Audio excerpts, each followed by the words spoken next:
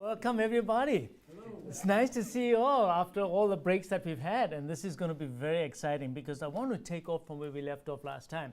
So I'm Dr. Jamnadas, cardiovascular interventions, as you all know, and our mission here is to enhance knowledge about diet and how we can change the health of everybody. This is a new paradigm. This is not just about medication. This is about what we've done to ourselves. And you all today will learn about why we cannot stick to a right diet, or if we've tried it, how come it didn't work on us? What happened? Why can't we stick to the plans? We know what's right. You know what's right for you, but you can't do it, and today I'm going to tell you why you can't do it. So let's just dive right into it, okay? So today's topic is why most diets and fasting programs fail. Because I've been doing this for so many years. It's true. It fails. It fails over and over again, and the question is why. Okay, move to the next slide, please. All right, so here we go. This is one of my favorite slides, okay? This shows our evolutionary process. And as you can tell over there, we are the fellow right at the end over there. And what's happened to us? Something has changed. We have, I use this term, we have hormonally changed. Our hormones have changed. Our habits have changed. Our environment has changed. Our food has changed. And look, this is what it's created for us. This is exactly where we're all heading. And we have to get out of this. So, now, a patient comes and says, I tried, doc. After 2 days, I couldn't do this anymore.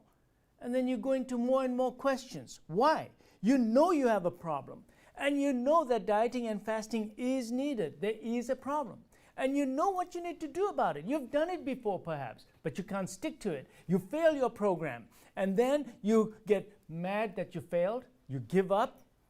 You have tremendous cravings for the food, and you have cravings for certain activities. You can't function. You have no willpower. And you say, oh, well, you know, doc, I just can't do it. And that's not true, because actually, you may feel awful. You feel terrible. You get headaches. You get chills. You get mental fog, disorientation, sweating, anxiety, poor performance, irritability, and depression. Now, don't tell me that those of you who have tried this have not felt these symptoms.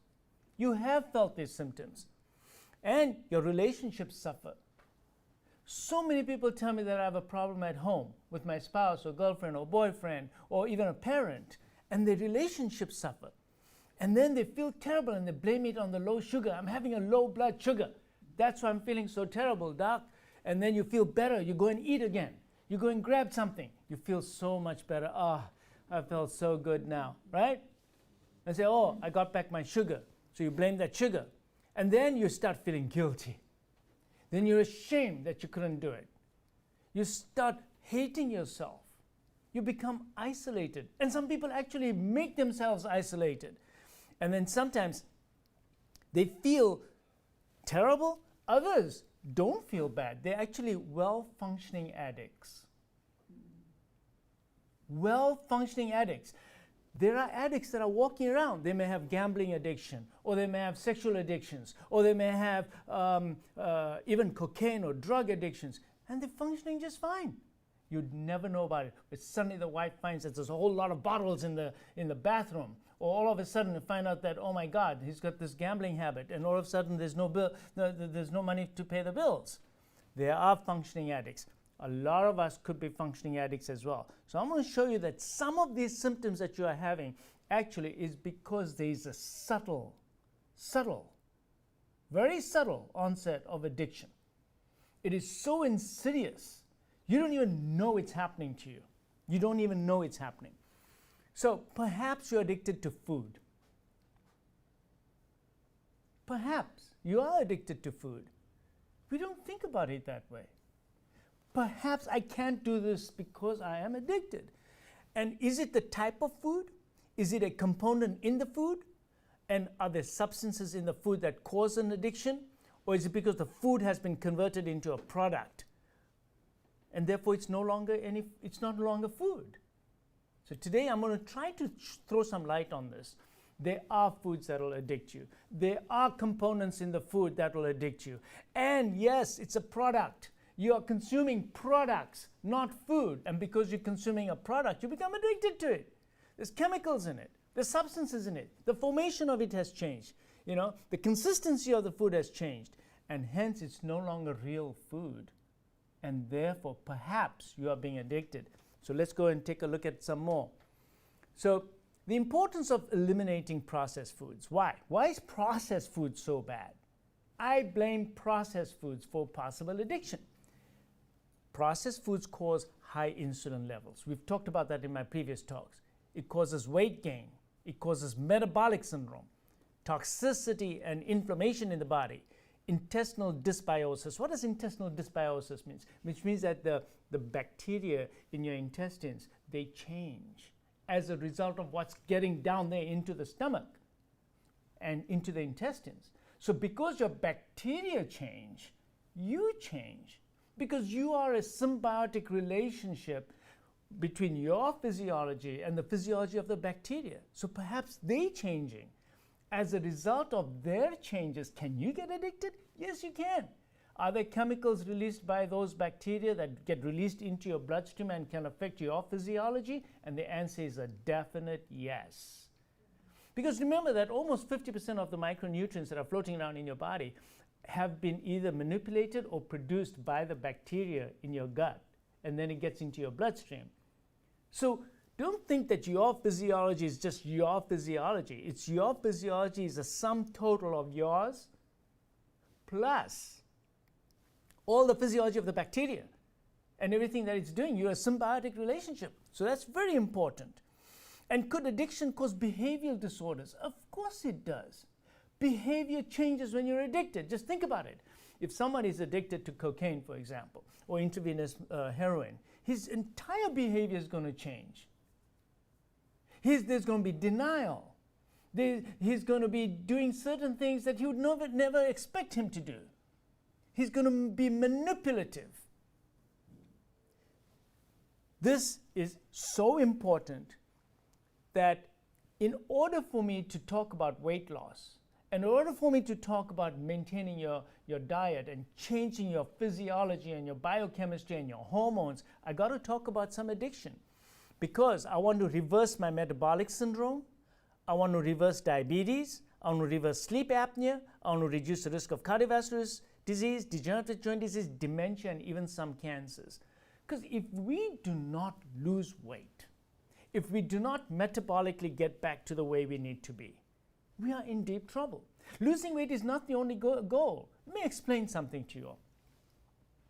If we change your biochemistry and you change your metabolism, weight loss is going to happen. Because it's not a weight loss program. You're basically changing your physiology and you're changing your hormones, and weight loss is just a side effect of it. And automatically your weight goes to where it needs to go to.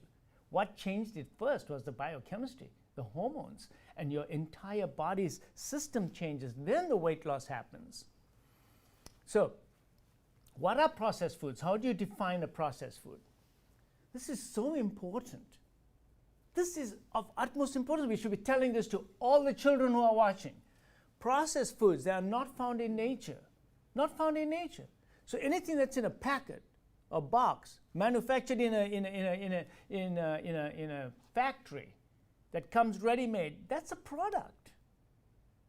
Are you going to continue to consume products? Because if you do, there's a good chance you're going to get addicted. Combination of substances that are not found in nature.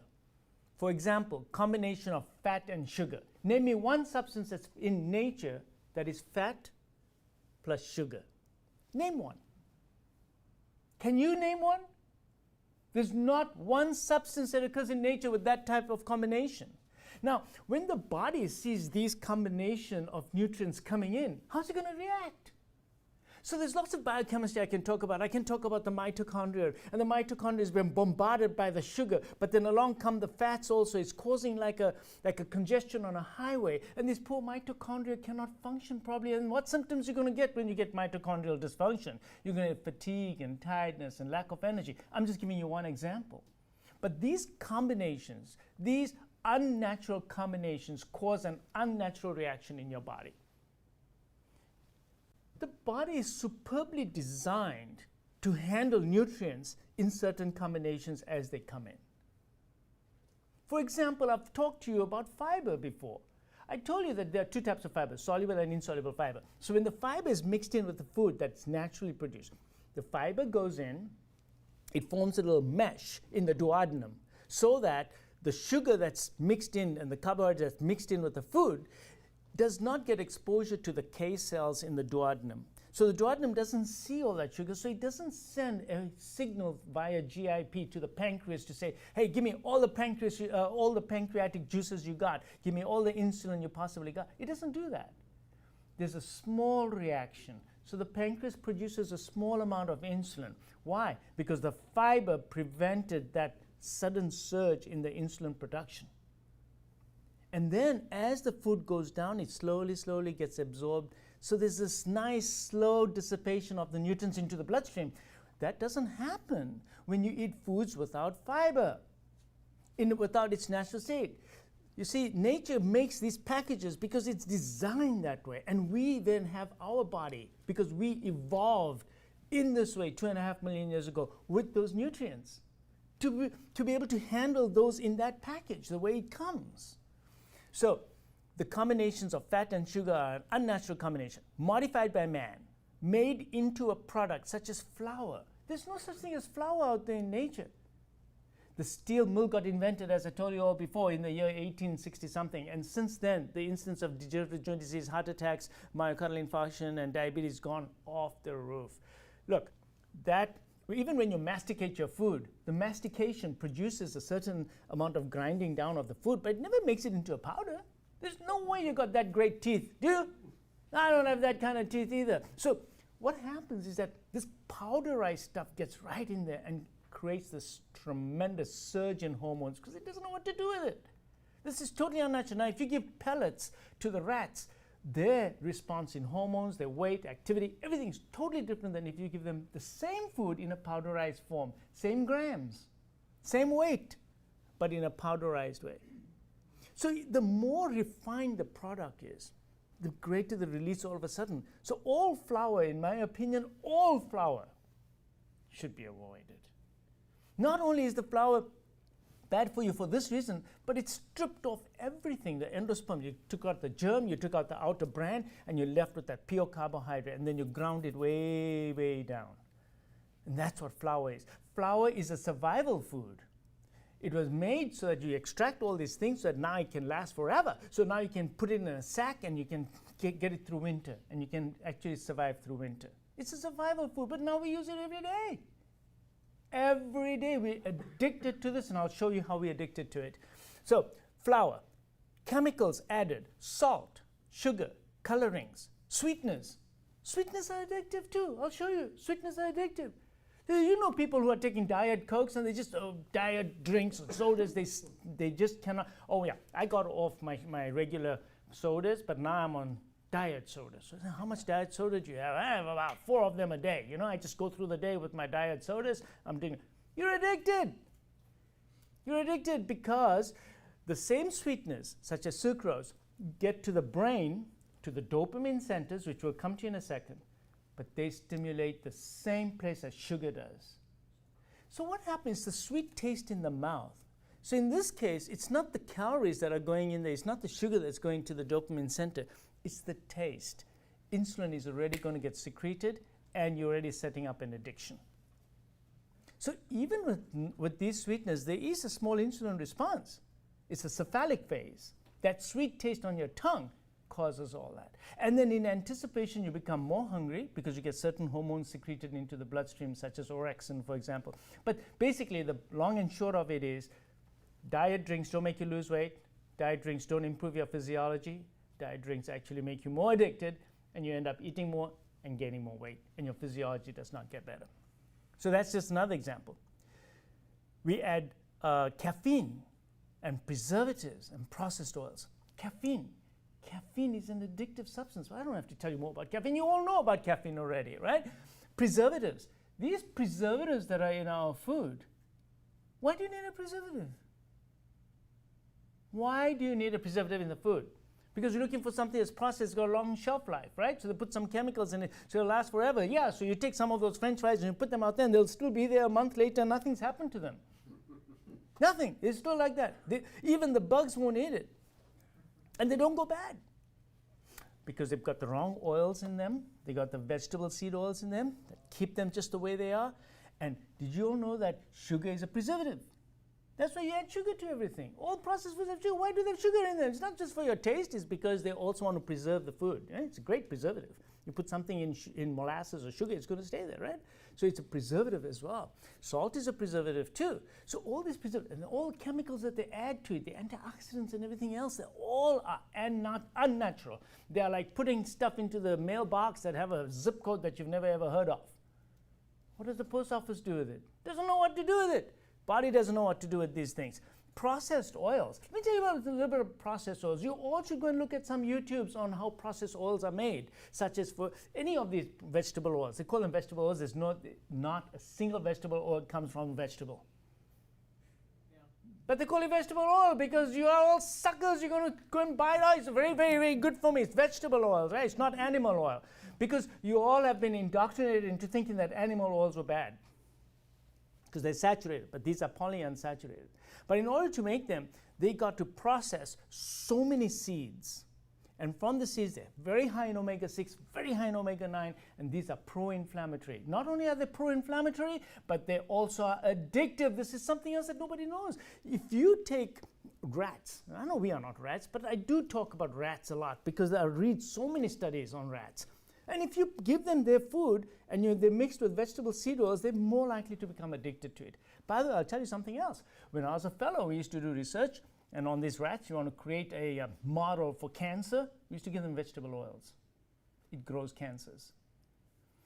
Vegetable, if you see the processing of vegetable oil, I promise you, you will not consume vegetable oil anymore. Just go see how it's made. All the chemicals they use and everything and how it's created is terrible. So, full of omega-6. And I think that this is one of the main reasons why a lot of populations who should not be having coronary artery disease are having coronary artery disease. And the one that, of course, is very close to me is because my ancestry is from India. And in India, they use vegetable seed oils now instead of using the previous animal oil, which was ghee. And I think this is one of the main reasons, combined with a high carbohydrate processed food diet, that in India today, we have the highest incidence of coronary artery disease in the world. It's vegetable seed oils. And they need to change their diet today to go back to eating the oils that they used to eat before. I already mentioned fiber to you. Anytime you take out fiber, it's no longer a food. It's a product. Anytime you even take out fat from it, that's a product. Skim milk is not milk. That's not milk, that's a product. You took out the fat from it. It didn't come like that from the cow or the goat.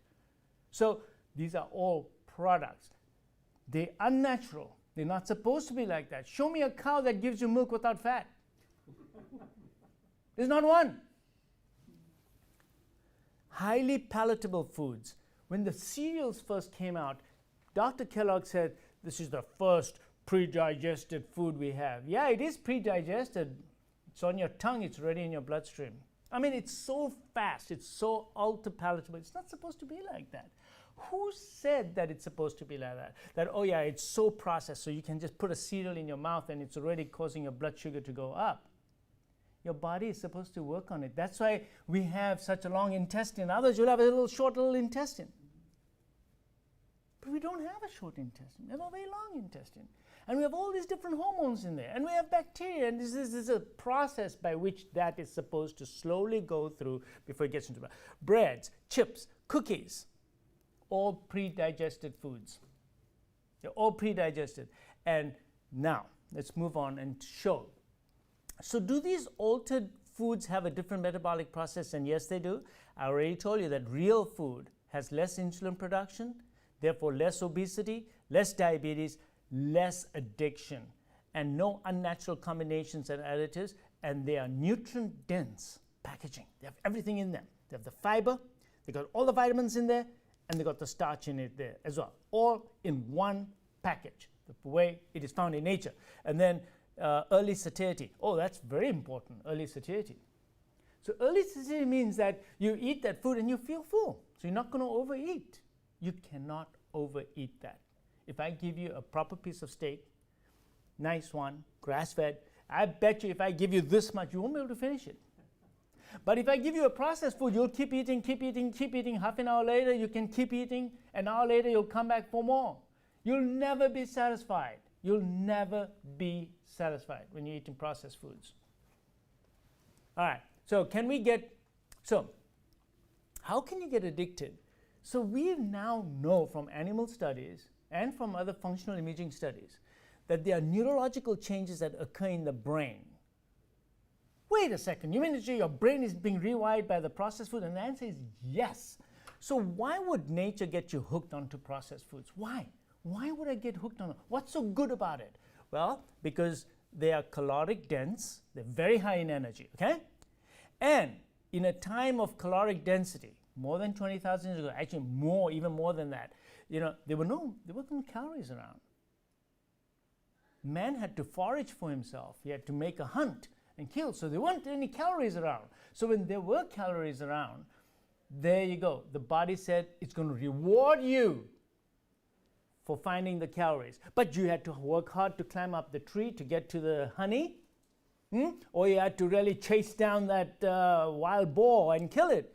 And all that energy expenditure, and then you got to get the calories, right? So in the days of caloric scarcity, when these calories came about, the body gave you that reward center. It said, yeah, that was good, because it wants you to get the calories. But your genetic material and how it handles the nutrition hasn't changed in 10,000 years. And now, guess what? We are surrounded by calories all the time. There's calories everywhere. There's calories in your car. There's calories in the elevator. In the elevator, you got to eat while it's going up. You got to take a couple of gulps as well. So there's calories everywhere. You go home, there's calories. You don't have to wait for anything. Now, this last sentence, I actually borrowed it from one of the books that I was reading, and I can't remember who. It says, "You're a cactus in a rainforest." So what that means is, if you're a cactus, you are made for a desert, where you get periodic rain and moisture. You take that cactus and put it in rainforest, what's going to happen? It's going to die. Sooner it's going to get sick. First of all, it's going to get all waterlogged and wimpy, and then it's going to die. And that's what we are today. You're all cactuses that were made for one environment and one type of survival, and now you're in a rainforest where it's just too much, plenty calories all the time. And that is our problem. Too many calories, too many processed foods, all the time, eating too frequently. That's why all of you, I hope you've watched my previous ones on how to fast and the amazing benefits of fasting.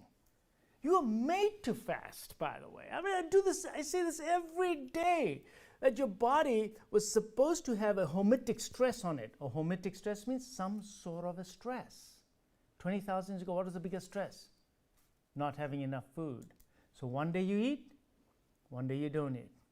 One day there's plenty of food, next day or two there may not be enough food. Okay, so your body was made in that environment, and therefore your physiology is also one where you take calories, then you don't take calories. So then you clean up. You build, you repair, and then you clean up your act, you get a chance to repair your body. That's what it's supposed to be in. So that's what a cactus is, but we're in a rainforest. So what about these processed foods? So nature pre-wired us that if you see lots of calorie-rich foods in the survival era, it goes to the dopamine center. And the dopamine goes, aha, I got it, I'm rewarding you, feel good. That's why you feel so good when you eat junk food, because you're wired for that. But it doesn't know, the brain doesn't know the difference. So I'm going to show you here, and we have calories everywhere, food is available all the time, more caloric dense than it was 20,000 years ago. Lots of sugar, beets, cane, processed foods, without other components such as fiber, basically naked calories that we have today. And I mentioned earlier on that there are other things that can also affect the brain function. So let me explain something. Overeating downregulates the dopamine, opiate, serotonin, and the cannabinoid pathways in the brain, reduces cognitive function, and increases the stress pathways. So let me explain all this to you. So along comes the sugar, and you take it in, it goes straight to the dopamine center, and you get a little surge. Ah, I feel good.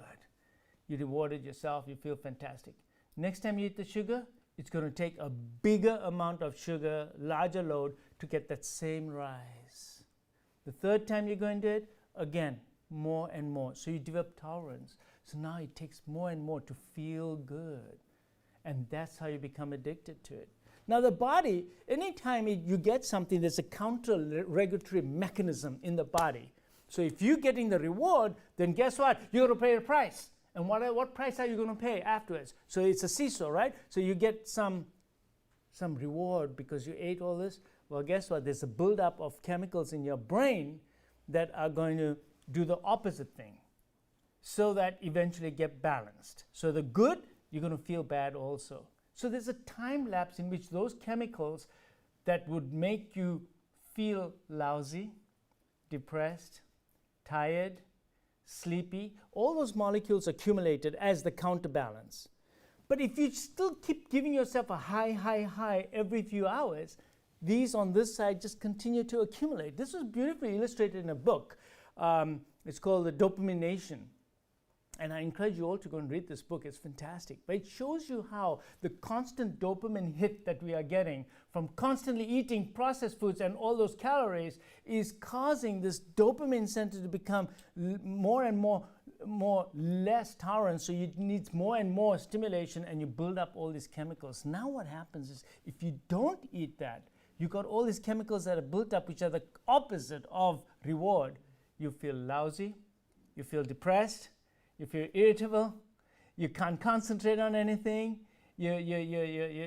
basically you're paying the price of that you just had the reward. And why do you get all those rewards? One, you ate the wrong foods. Number two, you ate them too frequently.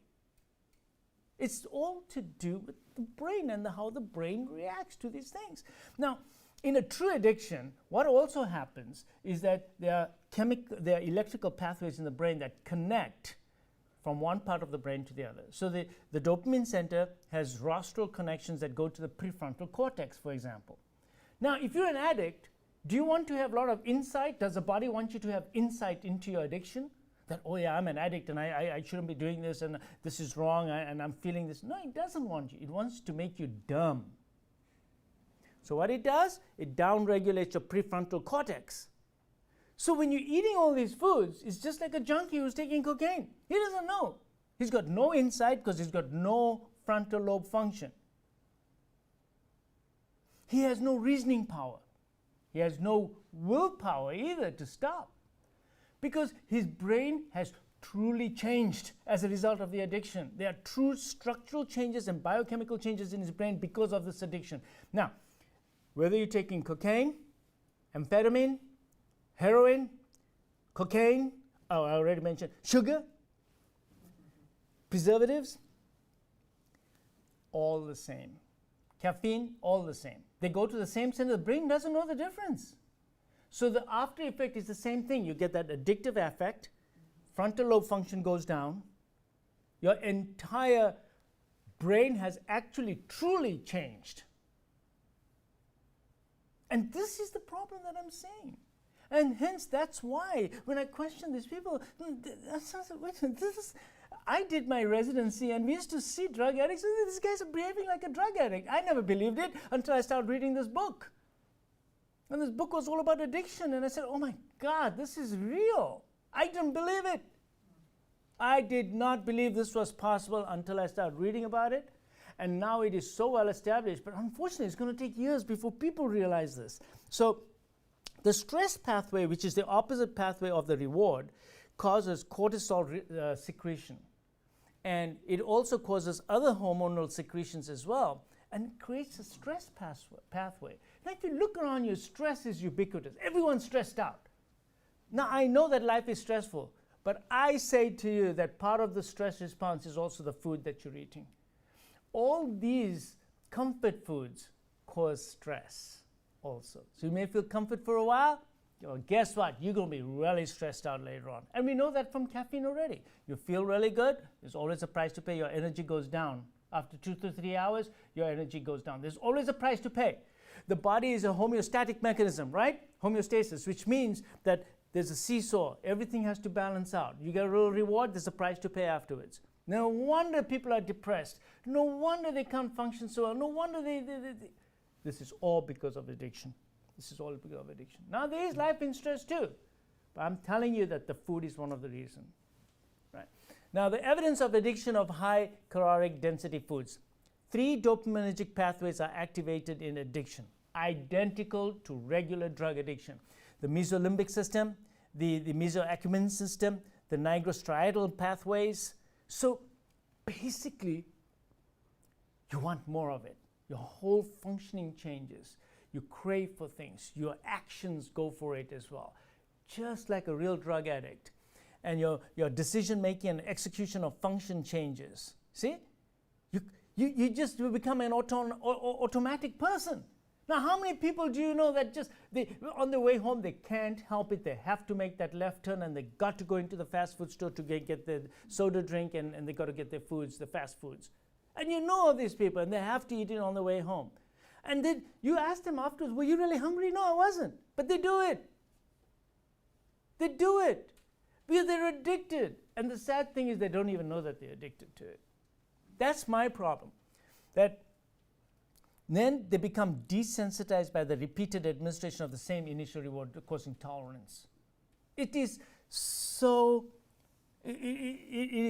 stealth. It just creeps on people. They don't even know this is happening to them. They don't. So here's a little picture of just the kind of diagrams that connect to the prefrontal cortex and where all these chemicals work. And by the way, the brain does not know the difference, whether it's alcohol, caffeine, whether it is amphetamines, cocaine, or sugar. It knows no difference. Doesn't know. It behaves the same way, the same chemical pathways, the same everything. So dopamine traces, okay, used in PET scan showed the same patterns in drug addiction as in addicted obese patients. So they do functional imaging on the MRIs, same pattern. You look at them, you cannot tell the difference. And the prefrontal, this is the one that bothers me. I'm sorry for the typo there, but it says prefrontal hypometabolism is noted in obese patients. The frontal lobe goes on vacation. The frontal lobe goes on vacation. Okay, functional imaging studies, very similar to addicted patients. These are the kind of images that we look at, functional, see which part is lighting up. There's an alcoholic, obese, cocaine. You really can't distinguish who is who. It's the same kind of changes in the brain that occur with sugar. And this has been done in animals as well and in humans. So the cognitive impairment causes the cravings. You crave for it. And you can't learn, and memory is affected. Guys, this bothers me about sometimes what we're seeing in our schools as well. We need to be careful what we're feeding our children. Because if this is true, then the memory abilities are going down, the cognitive functions are going down. This bothers me a lot. And decreased attention span has been noted in binge eaters as well. Loss of impulse control. This is very, very serious stuff. So the cues, a small stimulus causes a surge in the neurotransmitter centers in the brain.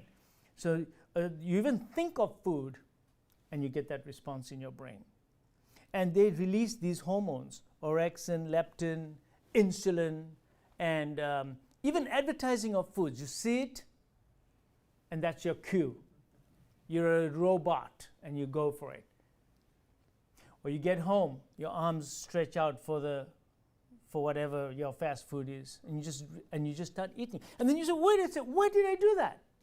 It's an automatic motion. Even the motion becomes automatic. And then, so I threw this slide in there. It says addiction severity index. So how bad can this possibly be? So processed foods are consumed in large amounts over a longer period of time. So you start eating more and more and more of it.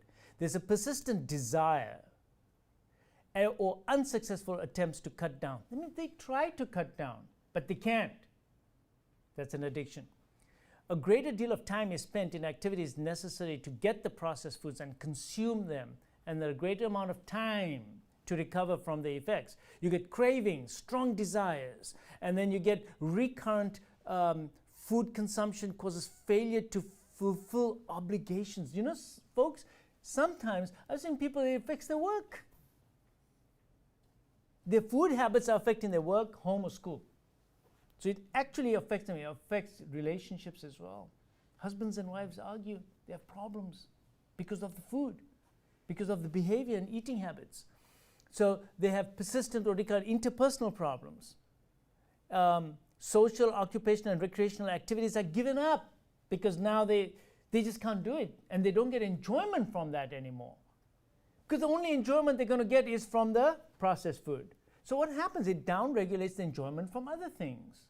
So one of the things I tell my patients, of course, is find something that you really used to like to do and start doing more of that. Because when they start doing more of that, they'll get less pleasure out of the consumption of processed foods. Because honestly, those who are already addicted, you'll notice, you'll ask them, you used to play a lot of tennis before, you used to go on this before, you used to go on to yeah, I don't do that anymore. I used to do a lot of boating before, I don't do that anymore. And you'll notice that their lives have changed. Their lives have changed. It affects so many things. And then they know that it's bad for them. They know it. So then they start feeling guilty, and they go through all that guilt cycle, and that's such a bad thing to have, guilt, you know. So tolerance is defined as a need for increased amounts of processed foods, and we know that. This happens. I see it all the time.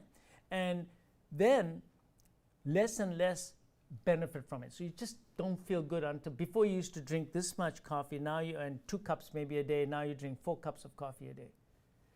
Withdrawal as manifested by either of the following. Okay, characteristic withdrawal symptoms. You start sweating.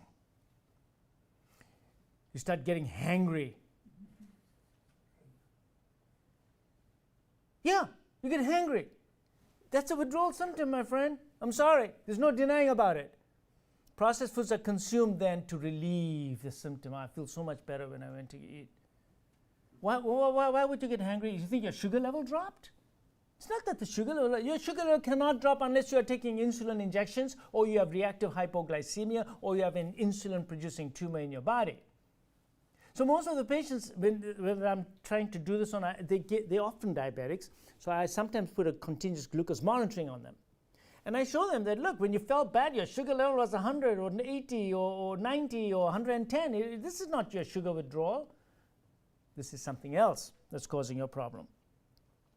So when you have, right, the certain thresholds of use, 2 to 3 symptoms mild, 4 to 5 of those symptoms that I mentioned earlier on, you have moderate, or 6 or more, you have severe addiction. So if we go back again here, look, there's 11 questions, right? So you need to answer these questions and tell me how many did you score positive on. Now this is another addiction scale. This is from the Yale Food Addiction, and you all can actually go on the internet and find this and answer these questions. And they're pretty much similar to the questions that I've already been asking, but in more detail of how often do you find that you're constantly seeking food in the daytime? Do you feel fatigued, sluggish after you overeat? Basically, I would like you guys to just go on the internet and look at the Yale Food Addiction Scale. When I read this, it really bothered me. I was pretty scared. So, poor impulse control. Because I told you your frontal lobe went to sleep, right? You blame, shame, and deny. Of course you do. Which drug addict do you know, or gambler, or someone with other food addictions will plainly come out and admit everything? They're going to deny it. Of course, it's part and parcel of it. And emotional avoidance, and oh, by the way, relapse and cravings. So, you know, relapse, I've got to say something about relapse. They will relapse. So you relapse once, twice, it's not the end of the world. You should expect a relapse. So it happens to people, because sometimes what happens is people go on my program and they say, okay, I'm not going to eat processed foods anymore, and I'm going to do the fasting program. Because why do I like fasting so much? Avoid processed foods. But why do I like fasting? Because fasting gets rid of it all. There is no food, so you don't have to make a choice of processed or non-processed. Basically, there's no choice. There's no food, period. That's number one. Number two, take an alcoholic, for example. I used to put him in the ER in a padded room and leave him there for 3 days. After 3 days, is he craving for alcohol? No. Until he goes out and gets another cue, or his buddies or his facilitators come and give him another drink. But he no longer craves because the craving goes away. So you do a fasting program like I tell people to do, your cravings go away. Your addictions go away. And then you detoxify yourself. your toxins get released from your body.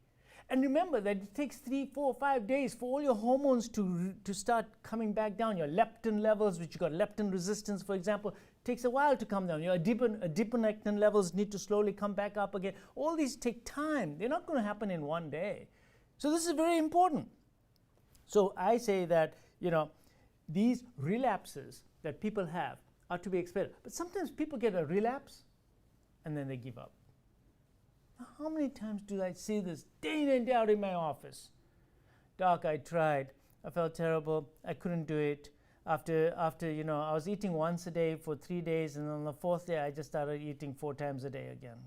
I just couldn't do it. Now, maybe the frontal lobe didn't help them, but you know what? You get more willpower after you do a 3-day water fast. So lately, I've been telling a lot of my patients who have this problem, and when I suspect that they have some form of addiction, I tell them, give me a 3-day water fast. Now, you can't just jump into a 3-day water fast. I make them skip a few meals first. I kind of make them change their diet.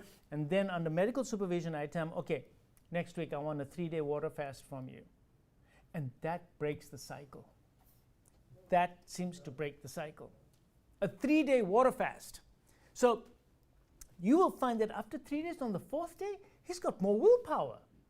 Well, guess what? How did he get the willpower? It just came. He made connections. That frontal lobe is waking up again. The connections are being made again. Those rostral connections from your dopamine center going forward, you actually have neuroplasticity.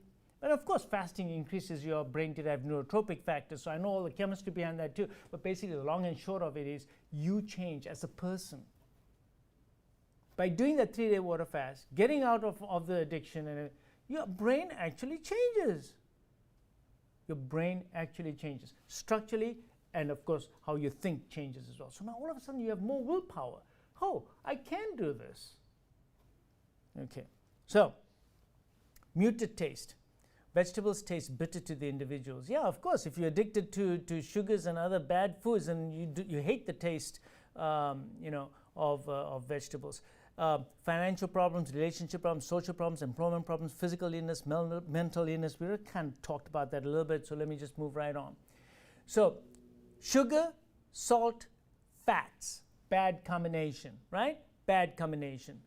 Unnatural combination. Sugar affects dopamine levels, I already told you that. And what is our diet in the Western world made of but high sugar and high fat?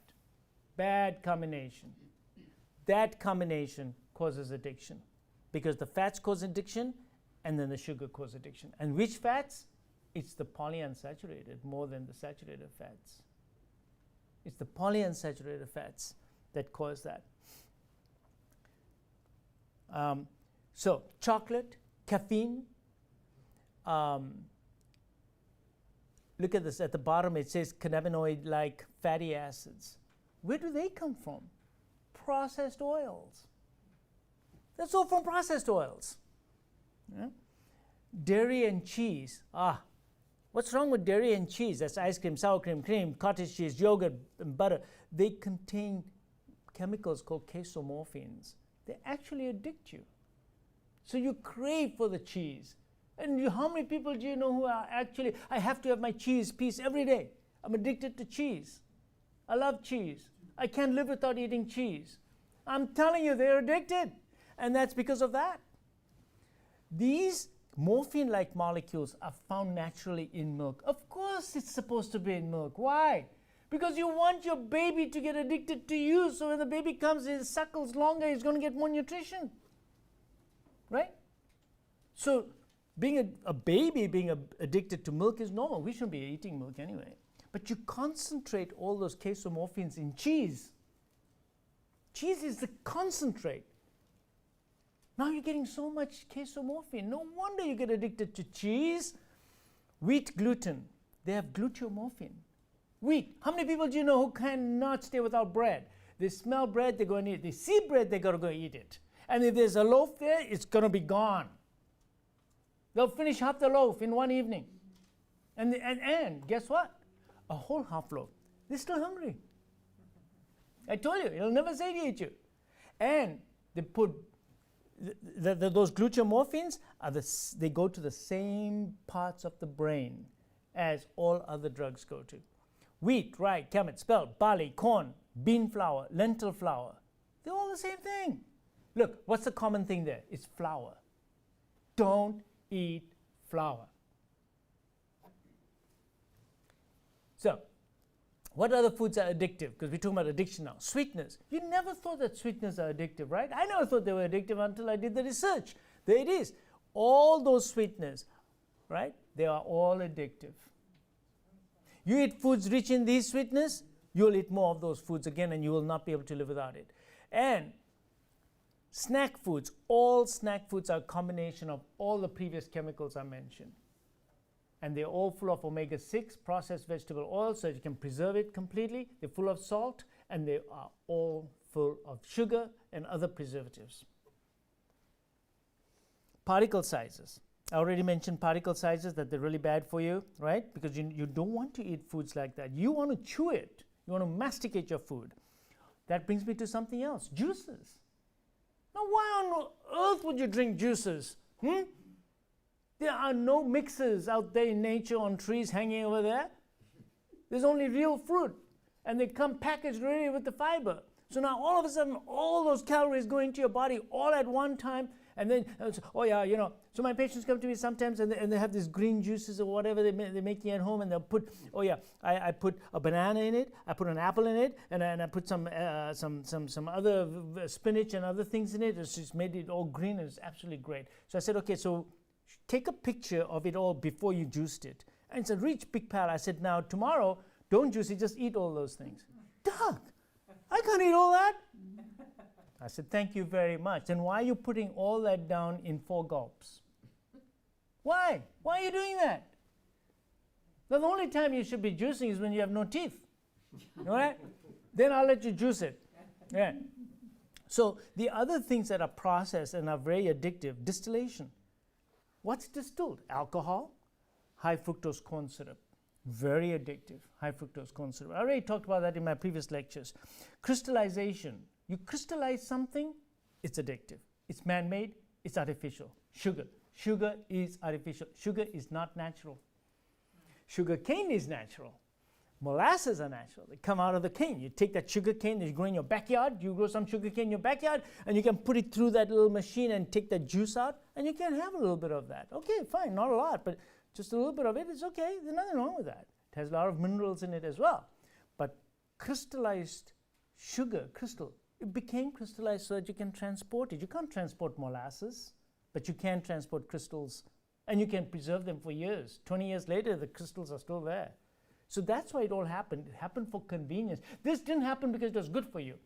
Sugar was not made because it's good for you. It was good. It was made so it could be transported from the Far East all the way to Europe and not get bad on the way. And then, of course, everyone got addicted to it. Frying foods in vegetable oils, which are addictive, processed fats, and I already told you that they also are addictive, and they cause stimulation of the receptors. Now, interchangeability. I got to tell you about this, because look, guys, I'm not talking about one addiction. It's polyaddiction. You're addicted to a number of things at the same time. This is awful, and you switch from one addiction to the other very easily. Because look, the dopamine center, I told you, does not know the difference. So you can easily switch from one addiction to the other. So let's say that you're a smoker and you're addicted to smoking. When you quit, you're going to start eating too much. And then when you quit that, you quickly go on to amphetamines. And if you quit amphetamines, it's so easy to get onto cocaine, just like that. If you're a caffeine addict, it's very easy to become a food addict. If you're a food addict, it's very easy to become a drug addict. Regular drugs. These are all very interchangeable. Guys, this is really scary. I often wondered, you know, why are we having an epidemic of all these narcotics and addictions and everything else? Is it just availability? Availability is one of them. But the other thing is susceptibility. If we create a susceptible population, a population that's going to be susceptible to addictions, why? Because we're priming them. We're priming the population from a young age, guys. And if you're priming the population into an addiction, they'll move from one addiction to the other. Don't be surprised. So cocaine, alcohol, tobacco, foods, all interchangeable, guys. This is really dangerous stuff. This is very dangerous. That's why I got to say this. Kids who eat right grow up to be solid citizens who will not be addicted to other things and other addictive behaviors. It starts from a young age. Everyone out there needs to pay attention to that. It starts with children. It's not about adults. This is all about children as well, starting at a really young age. Because don't expect them to change when they're 25 years old, when they've been trained to eat and drink that way since they were 3 years old. So polyaddictions are very hard to treat. These are very difficult to treat. And that's why I like my addiction program, which is basically fast. Get rid of it, but fast, and don't go back onto it. Soft drinks, caffeine and sugar. Look at the combination, caffeine and sugar, 2 polysubstances. So you see, I'm not talking about one. You're addicted to 2 things. Donuts, look at them. They're full of flour, gluten, sugar, high fructose corn syrup, salt, fat, and chocolate. Because they put chocolate on top of it. Give me a Boston cream, right? I need it right now. Right? So you got so many addictions. No wonder. Look, you try to get someone who loves donuts every day. He has to have 2 donuts. Try to get him off the donuts. He'll chase you down. He'll chase you down. Like a real addict. French fries, full of what? Fat and salt. Milkshake, fat and sugar. Snacks, fat and sugar. These are the combinations. Sweets, sugar, cocoa butter, chocolate, milk, soy lecithin, all addictive. All addictive. Palm oil, they contain palm oil. Palm oil, horrible, horrible, horrible, horrible, right? Palm oil, hydrogenated and partially hydrogenated fats and salt. Anything you pick up, if there's a label on it, just put it away. But if you read the label, you'll see it's got all these things on it. Read the labels. But first of all, if it's got a barcode, just put it away. If it comes in a packet, put it away. Don't eat it. It's probably suspect. Now, 57% of the energy intake in the United States population is from ultra-processed foods. Now, that should scare you. Come on, guys. If more than half the calories that you are consuming today come from processed foods, what hope do we have? What happened to real food? No wonder we're not real human beings anymore. Do you see what I mean? This is ultra serious stuff. And if we don't change today, we're going to have a very, very sick population. Forget the sickness, we're going to have a dysfunctional population. Forget dysfunctional population, our kids are going to grow up to be something we don't even know. We have to be very, very vigilant about what's happened. And this change has all happened, all within the last 80 years, with vegetable seed oils coming onto the market at the turn of the century, and then all this industrialized processed foods coming on, all for your benefit and convenience, of course. Of course. So, we must completely remove all sugars and sweeteners from our diet. We should not consume flour. We should not consume large amounts of caffeine. I'm still allowing people to drink up to 2 cups of coffee a day. But that's enough, no more than that. But if you're addicted, then stop the caffeine too. You can't tell the alcoholic, just have a little bit of scotch every day, you know. No, if he's an alcoholic, you stop completely. So if you feel you cannot live without caffeine, you're an addict, you better stop it right now. Not that, oh, I'll just have a little bit of poison every day. Come on, man.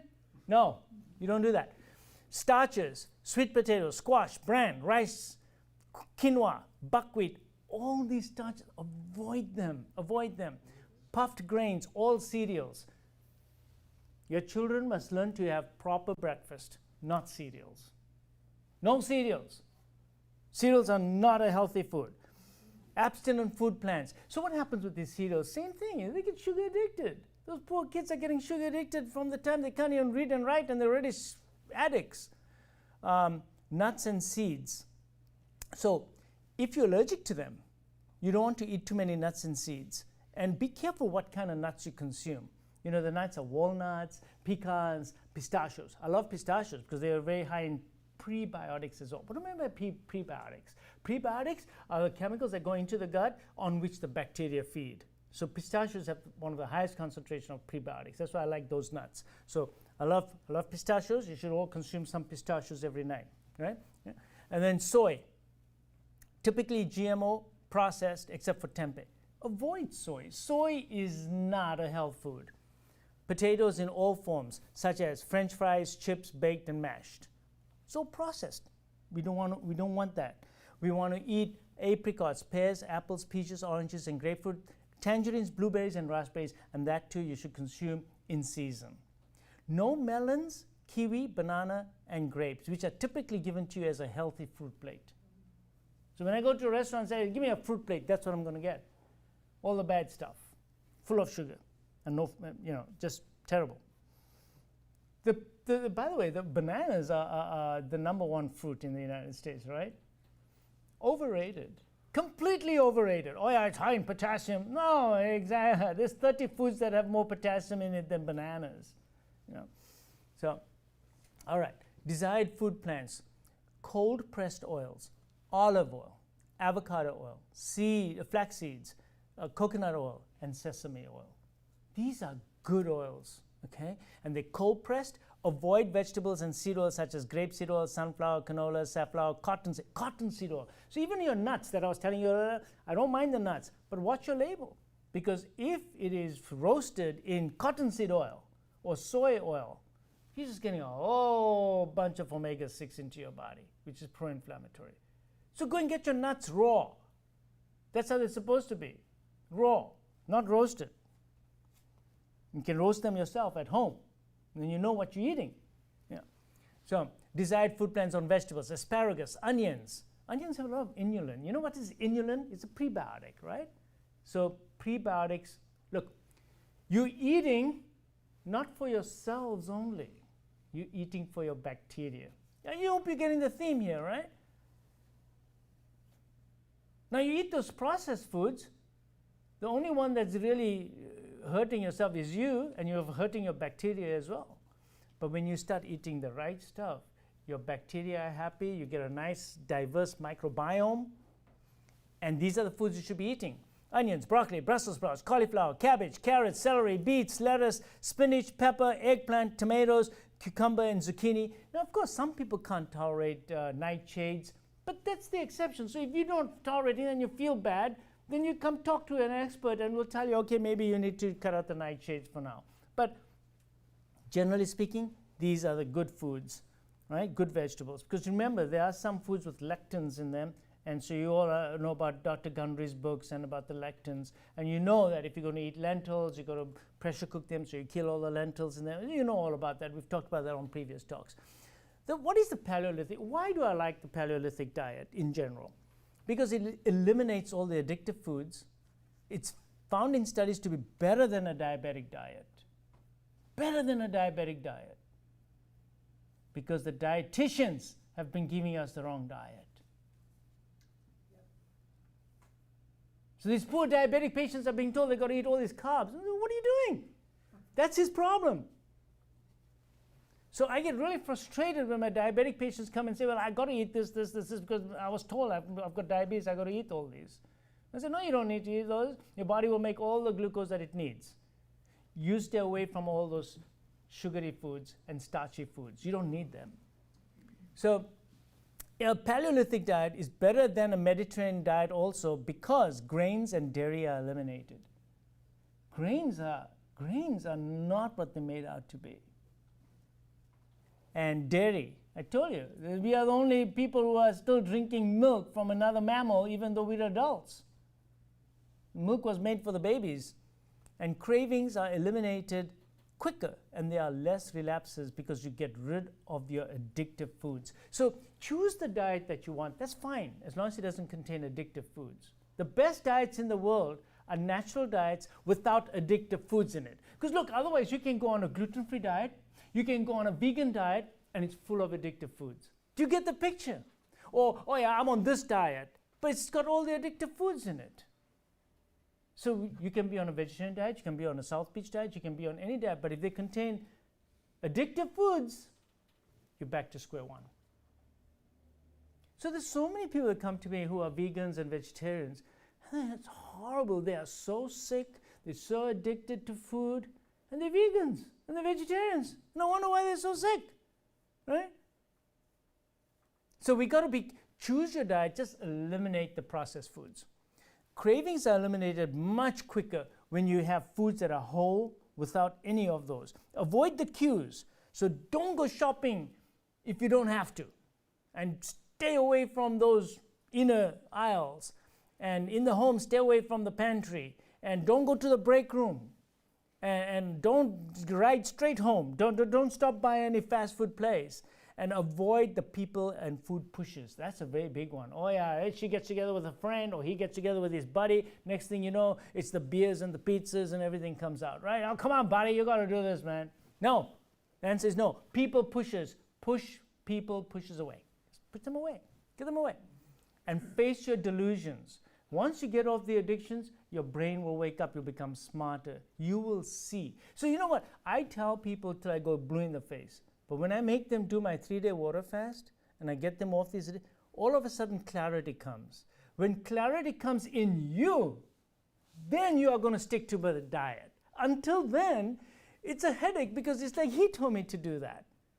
But when you start telling yourself, I feel so much better when I do this. My brain is so much better. My energy level is so much higher. My clarity is so good. Yes, I'm going to do this. That's when we get there. And to do that, there's a price to pay. The price is you have to go through the withdrawal.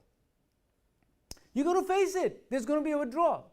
You're going to face the music. You got to do it. You're all going to go through withdrawal if you try this. I'm sorry. It's going to happen. Okay.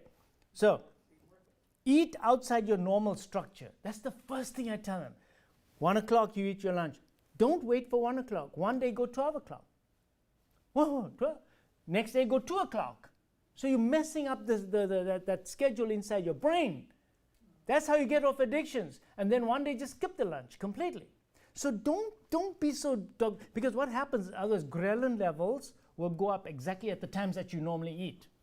So then you feel so hungry at that time. Are you a slave to ghrelin levels? You shouldn't be. You should be free to eat whenever you want.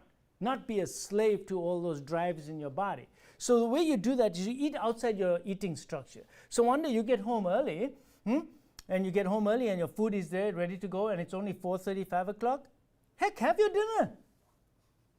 Your body will say, what happened, right? But you got to do that. And then you need to find a support group as well that's going to support you. And this one is very big. You must expect some failures. Because if you don't expect a failure and you do fail because you caved in for whatever reason and over the weekend you went out and you binged like crazy, you're going to have a lot of self-loathing. I'm telling you, you don't need to loathe yourself. You don't need to hate yourself because that's a very negative emotion. No, it's going to happen. It is to be expected. It's going to happen to you. It will happen to you. So you just get back on that horse and keep riding, man. You just got to do it. Common adverse effects of breaking addictions are headaches. I get a headache, Doug. It's not going to last forever. You're going to get fatigued. Yes, you get fatigued. It's like a druggie. You're going to get drowsiness, dysphoria mood. That means a little bit of depression type symptoms, irritability. I'm really hungry. I just come around, I'll eat you up. Poor concentration, flu-like symptoms. Flu-like symptoms. You actually get that, bodily flu-like symptoms. Same symptoms that a drug addict will go through. Expect it if you're a big addict and work your way through it. Put cold compressors on your body. Tell your loved one or spouse or anyone to walk you through it. Lie down, watch your favorite movie, drink lots of water, and you'll get over it. Yes, you will get over it. You won't die from it. You will not die from this addiction. That's not going to happen. So that will break your dopamine cycle. Okay? And your cravings will go away. After 3 days, your cravings are gone. And it deconstructs all the maladaptive neural pathways. New pathways will grow in your brain.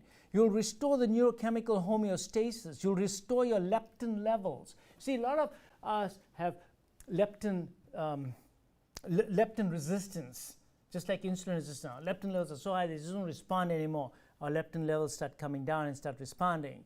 Increase adiponectin levels. So your whole physiology starts changing. I can talk about chemicals for hours, but basically you are restoring your chemicals and hormones back because you've become a hormonally modified human being and you need to get back to the hormones that you're supposed to have. It rewires all your prefrontal cortex, increases brain-derived neurotropic factor. I told you that's really important. That comes when you fast. When do you get BDNF? When you fast. That's when you get BDNF. Exercise also, by the way, increases your BDNF. So one of the things that and I don't know if it's on the slide, but maybe on the next slide, but you need to do some exercise, because exercise will get you through the period. So, can I exercise during my fast? Absolutely. In fact, that's when you should be exercising. When you exercise on an empty stomach, you get far more benefits than exercising on a full stomach. Okay? Right before you're going to break your fast, that's when you eat. Now, if you're eating once a day, then you exercise right before you're going to be eating. Right? So let's say you eat at 7 o'clock in the evening, you go to the gym, or you go up to your gym at 6 o'clock, do your exercise, and then go and have your dinner. And none of this high starch stuff. Oh yeah, I got to starch up. No, you don't. You don't need to starch up. Right? No starch. And it increases your ketogenesis and metabolic flexibility. What does that mean? Look, there are two major pathways for energy in the body, right? The glucose pathway and the ketones, right, from fatty acids. You need both. One is catabolic and one is anabolic. What does that mean? Your body cannot always be in one mode, anabolic, because you'll never get a chance to be catabolic, break down waste products and get rid of them and rebuild. Take your home. You can't just live in that same house for 30 years. You got to break down that bathroom and rebuild it again. Same way, when you're in ketogenesis, or when you are doing intermittent fasting, or you're doing once a day eating, right, or any form of fasting where there's prolonged periods of time when you're not eating, minimum 16 hours. Minimum. That's the bare minimum. When you're not eating for 16 hours, you're inducing some degree of autophagy in your body. Autophagy means you're recycling all your body parts. You get mitophagy. That means your mitochondria, the senescent ones die. New mitochondria will be formed when you start eating. So when you start, all of a sudden you have more energy. Why do you have more energy? Because you got new mitochondria now. The new mitochondria. After a fast, you get new mitochondria. So there you go. You get stem cell mobilization after fasting. Yeah? You get stem cell mobilization. When does that happen? After 24-hour fasts. Then when you refeed, you get refeeding reward. And that's why you feel so good after a fast has been broken. And after you feel so energetic, you're on top of the world. You're rebuilding your body. So this metabolic flexibility where your body utilizes glucose, but then also utilizes ketones. Ketones generated how? Your insulin levels must go really low so that the fat stores can be opened up, the fats come out, they get the fatty acids, they get converted in the liver to ketones, and the ketones can be utilized by your body. They're a very nice, clean burning fuel. So we talk about that in my other lectures. But ketones are excellent. Your brain can utilize ketones too. But when you're in that state, and it's a hormetic state, hormesis means stress. It's creating that stress in your body. That stress that does not kill you makes you better and stronger. You have to become periodically ketogenic. You have to. That's how you were made. You can't be constantly in glucose, anabolic. You'll burn down real quick. So the biggest hormetic stress you can create for your body is actually intermittent fasting. Now there are other hormetic stresses too. You can go have a nice sauna, and I love sauna. If any of you have cardiovascular disease, I recommend that you all do saunas, because saunas have been shown to decrease cardiovascular risk, sudden cardiac death, especially if you have diminished ejection fractions and all. But of course, do it in consultation with your cardiologist. But yeah, that's a hormetic stress. Exercise is a hormetic stress. And then of course, there's certain foods that create a hormetic effect in your body as well. So, those certain types of spices, for example, turmeric and all those, they are actually hormetic. That's how they actually work on you and make you better. So, there you go, metabolic flexibility, multiple fuels. My body can use multiple fuels. That's what you want. And then improves intestinal dysbiosis. Oh, this is so important. And when you do this, you're going to have the microbiome in your gut that's going to be of a wide variety and diversity. And that's what you want, because your long-term health is very tightly knit to your microbiome. You have the wrong microbiome, you're sick. And you will not be able to be working optimally. And what knocks out your microbiome? First and foremost, antibiotics, which you already know. You shouldn't be consuming antibiotics unless you really have to, right? And you should, on a day-to-day basis, replace the bacteria that you're killing, because there's antibiotics in the foods that you eat. So I always take a probiotic. I like kefir, as you all know, but I also take prebiotics. Prebiotics can be bought also. You can buy powdered inulin with FOS, which is fructose oligosaccharides. So these is clear fiber. So you just wish it in water and you can't even see it. That's the food for the bacteria. So there's a prebiotics. Prebiotics also in all the fibers that you eat. All the vegetables have prebiotics. So you have prebiotics, you have the probiotics, which will produce postbiotics. The postbiotics are all the chemicals that your body needs and the nutrients that it needs. And there's a strong signal. We can talk about this on another talk. There's a big signal between those chemicals that are released in the gut, and they go up to your brain via the vagus nerve and through your circulation and changes the chemistry in your brain. The bacteria change the chemistry in your brain. And it's amazing stuff. Who would think that the bacterial product affects the way I feel, think, and how my brain functions? Absolutely proven. Absolutely proven. We'll talk about that on another talk. And then it improves leaky gut. Of course it does, because you're giving the gut a chance to heal. But if you're eating every 2-3 hours and you're eating all this poison, you'll never heal your leaky gut. And today we get leaky gut for lots of reasons, because the bacteria are all wrong. They cause leaky gut. Food, certain foods can cause leaky gut. The lectins we already talked about. But you may have certain food sensitivities. So if you feel that that's going on, go and get a blood test. You can see which foods you're sensitive to. Everyone's made a little bit different. Everyone's different. So you can get that done and get your gut healed. You can get the gut lining healed so they're no longer porous. A porous gut causes immune activation, because all those immune cells inside your gut and the cross reactivity and connective tissue. Do you know how many patients in my office come with connective tissue disease? And what I do with them is I work on their gut. I make them change their diet, and all of a sudden the joint pains all get better. But how do I do this? It starts with my diet and then fasting. So I had a patient just the other day that came in. I got an email actually from a doctor. Doctor said that he put the patient on my diet. The patient lost 27 pounds, and this is the email he received, and he sent me the email. The first line she wrote in this: "Doctor, I've lost 27 pounds, and all my joint pains are gone." No, this wasn't done for that. I did this for her heart, right? But all her joint pains were gone. All her joint pains are gone. She said, I don't wake up with those achy joints in the morning. I feel so good. My joints are so flexible. How did that happen? It's the immune responses that changed in her body. So she must have had an immune response change because of her gut change. So I wish I could have studied her gut and see exactly what's going on. But that was a nice email that I got from another cardiologist's office.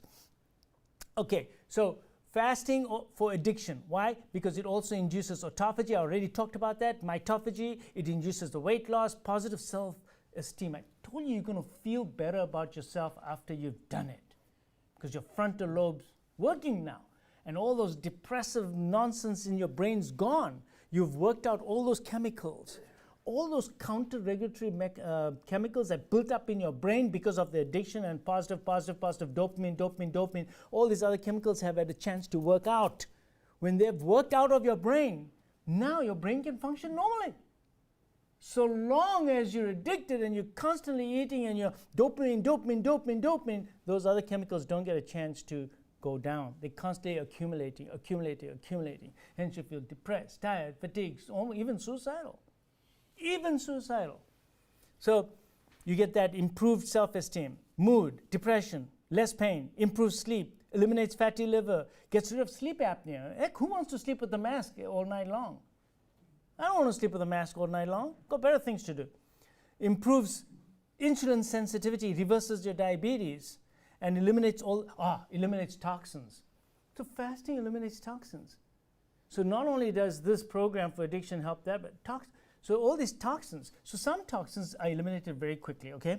So for example, you put all these creams on your body and the phthalates are there. They'll be gone in 24 hours. But if you keep putting them on you every 24 hours, you're going to get a lot of phthalates in your body. So I tell people, listen, you are toxic.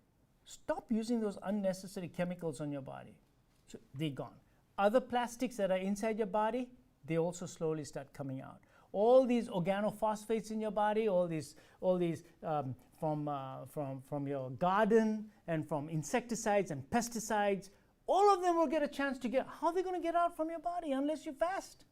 Right? You detox your body. You have to detox your body because eating can be toxic.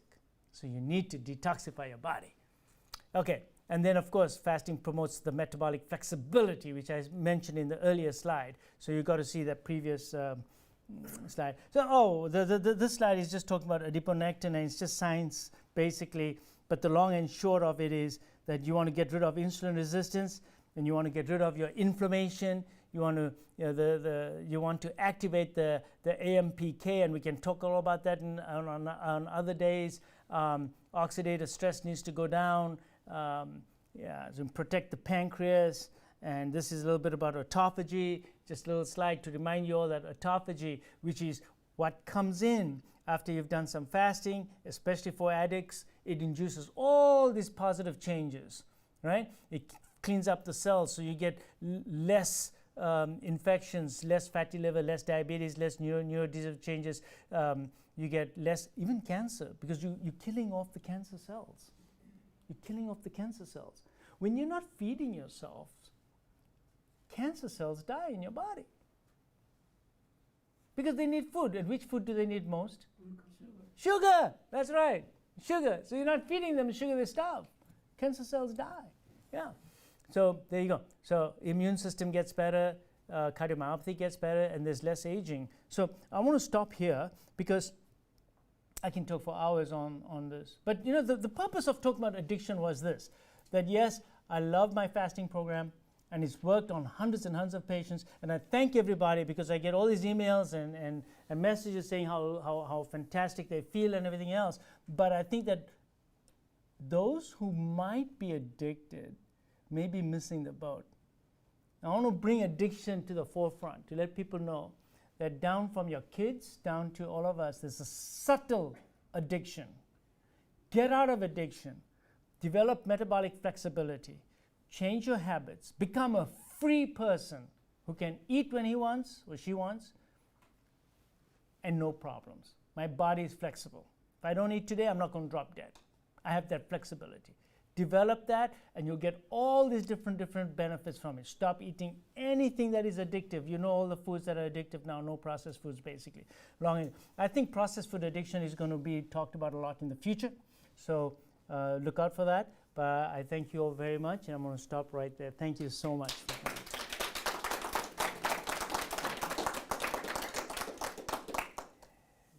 Okay, I could take a couple of questions if you'd like. It is late, but I'll take a couple of questions.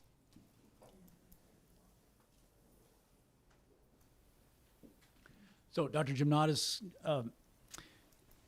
300 years ago in the Middle Ages, they ate bread that was not like what we have today. Is there something available like that for us today that's a basic bread that is just a minimally processed grain? Can we get something like that today? There is, yeah, there are. Where can we get something like that? Very difficult to find. You have to go online, but you've got to eat real whole grain bread. Yes, so you've got to get that flour. So it has to be real whole grain. Because remember, the government allows you to call it whole wheat bread when only 10% of it is actually whole wheat. It's 90% all pure white. But no, they are. And millet bread is better than wheat bread. So the first start would be to go to millet instead of wheat. If you're going to stick to wheat, then it's going to be difficult. You're going to have to find real whole wheat that is brown, hard, and heavy. And basically the only place I've ever seen that is I buy it on the internet. On the internet, yeah. Okay. You didn't mention, so here's the diet I got from you. Fruits, vegetables, you gave us those, no grains. So I'm looking for meats. You want grass-fed meats is what you want? Absolutely. Meats are natural. Meats are out there. They're part of nature. So you are nature, you eat the meat. Okay? But it has to be grass-finished meat. Chicken okay? Chicken is fine. It has to be organic chicken. You see, in the old days, I used to talk about being vegetarian and only plant-based and no meats whatsoever. No, there's nothing really wrong with meats, but it's just that we've been eating the wrong meats because our meats today are all fed omega-6s in grains in all these big lots. So the meat is totally different meat than it was 200 years ago or 150 years ago. So no omega-6, more omega-3, very little omega-6 in it, lots of saturated fat in it, not a problem. The fat that comes in its natural state in nature is not bad for you. It's the fats that we have made, processed fats, they're bad for you. But so if you eat a nice juicy steak with a lot of fat coming off it, I have no problem with it as long as it's grass finished. I know. And so, I'm sorry, go on. So I love the fats. Chicken, same thing. Shrimps and fish, wild caught salmon, I like because the others tend to have too many other toxins, including mercury. If you're going to eat regular fish, don't eat it more than twice a week because there's too much mercury in it. So you can eat fish as well. And eggs, I love eggs, organic eggs. Very good for you. Egg is a complete product. Don't take the yolk and throw it away. Eat it with the yolk. So if we're eating like this, what do you think is a goal for calcium for us? If we're eating this way, what do you think? It's certainly not 1,000 or 1,200 milligrams that we need, that we hear, right? It's probably lower. Do you have a recommendation for how much calcium we should be trying to get from plants and vegetables and so forth? No. The most nutrient-dense food is actually meat, right? Meat, chicken, fish, turkey, eggs. Okay. So if you're eating that food, you're going to get plenty of calcium in it. And then when you eat your vegetables, you got to eat some vegetables with it. Now, if you look at it, stick spinach, you'd never think spinach has a lot of calcium. It does. Has a lot of calcium in it. So you're going to get plenty of calcium in the foods. And that little calcium that might be in spinach compared to other foods, but it's all bioabsorbable because it comes packaged that way. So if you take a calcium tablet and you whip it down, it's going right through into your toilet. You hardly absorb and you don't metabolize any of that. So there's studies to show that elemental calcium supplementation increases cardiovascular risk actually. So you don't want to take calcium on its own. Nature wants you to absorb calcium in its natural state with everything else. So I don't take calcium tablets. I don't give my wife calcium tablets. Her bone density is just fine. Not a problem. So calcium, no, do not take supplements. The supplement you should be taking is magnesium. Okay, and the reason why you want to take magnesium is because today's vegetables don't have magnesium. Even today's meat doesn't have much magnesium. There's not much magnesium in our water either. So we are all magnesium deficient. So I like magnesium taurate, but other people like other forms of magnesium. I have no issues with glycinate. Magnesium glycinate is also all right. Magnesium citrate causes diarrhea. But if you have constipation, then take magnesium citrate. So I have no problem with that. Okay. Yes, sir.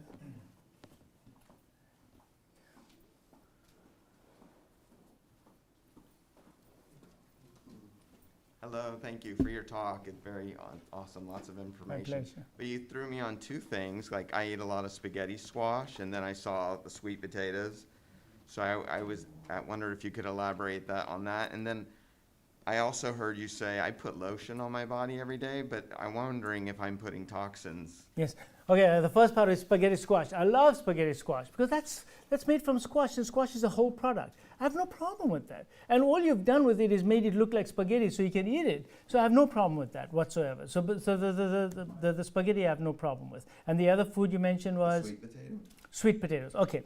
Sweet potatoes is also a whole food. I have no problem with sweet potato because it comes with the fiber, it's completely packaged and you're eating the whole thing. I have no issues with sweet potato unless you're severely overweight, obese. If you're not dealing with weight loss, I've reached my ideal body weight, then you can have that. Absolutely no problem. My sugar's under good control, you can have it. Not a problem.